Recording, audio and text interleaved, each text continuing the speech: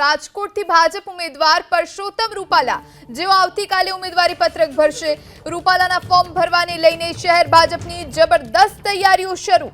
ઉમેદવારી કરતા પહેલા રૂપાલા જાહેર સભાને સંબોધન કરશે। રાજકોટના બહુમાળી ચોક પર જાહેર સભાની તૈયારીઓ શરૂ કરવામાં આવી છે। રાજકોટ અને સૌરાષ્ટ્રના અગ્રણીઓ પણ ઉપસ્થિત રહેવાના છે। સૌરાષ્ટ્રના ધારાસભ્યો અને સાંસદો પણ હાજર રહેશે।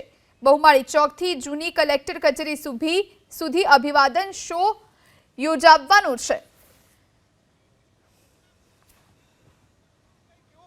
ગુજરાતની સૌથી ચર્ચાસ્પદ અને હાઈ પ્રોફાઇલ બેઠક એટલે રાજકોટ લોકસભા પરસોત્તમ રૂપાલાનો એક તરફ ક્ષત્રિય સમાજ દ્વારા જે રીતે મહાસંમેલનનું ગઈકાલે આયોજન કરવામાં આવ્યું હતું અને શક્તિ પ્રદર્શન કરવામાં આવ્યું હતું, અસ્મિતાની લડાઈ હતી, ત્યારબાદ આવતીકાલે પરસોત્તમભાઈ રૂપાલા છે તેમના દ્વારા ફોર્મ ભરવામાં આવશે। એક જંગી સભાનું ભાજપ દ્વારા આયોજન કરવામાં આવ્યું છે, જે વિજય મુહૂર્તમાં પરસોત્તમભાઈ રૂપાલા ફોર્મ ભરશે।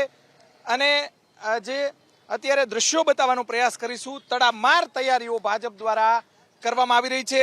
રાજકોટના racecourse ring road Sardar Patel statue છે, ત્યાં આ જંગી સભાની અંદર ભાજપના સૌરાષ્ટ્રના વરિષ્ઠ આગેવાનો, ધારાસભ્યો, સાંસદો ઉપસ્થિત રહેશે। રાજુભાઈ ધ્રુવ પ્રવક્તા આપણી સાથે છે। રાજુભાઈ, કેવું આયોજન અને કોણ કોણ ઉપસ્થિત રહેવાનું છે?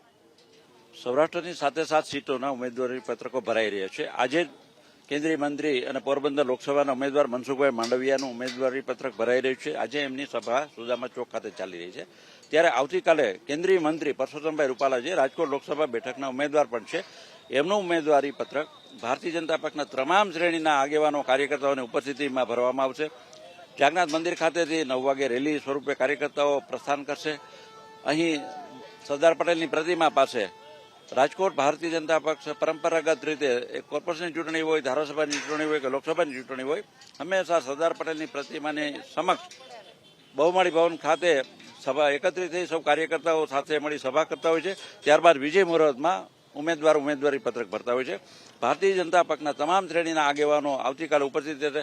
પૂર્વ નાણામંત્રી અને ગવર્નર શ્રી વજુભાઈ વાળા, પૂર્વ મુખ્યમંત્રી વિજયભાઈ રૂપાણી, પાર્ટીના આગેવાનો, સંસદ સભ્ય મોહનભાઈ કુંડારિયા, રાજ્યસભાના સંસદ સભ્ય મોહનભાઈ રામભાઈ મોકરિયા, તમામ ધારાસભ્યો, મેયરશ્રી, જિલ્લા પંચાયતના પ્રમુખશ્રી, અપેક્ષિત તમામ શ્રેણીના આગેવાનો, કાર્યકર્તાઓ, રાજકોટ એ તો ભારતીય જનતા પક્ષના કાર્યકર્તાઓની કાર્યશાળા છે, ત્યારે રાજકોટ ખાતે આવતીકાલે વિશાળ સંખ્યામાં કાર્યકર્તાઓ ઉમટી પડી પરસોત્તમભાઈ રૂપાલાની સાથે ઉપસ્થિત રહી એમને ઉમેદવારી પત્રક ભરવામાં હોશ, જુસ્સો અને ઉમંગ ઉત્સાહ સાથે સામેલ થશે।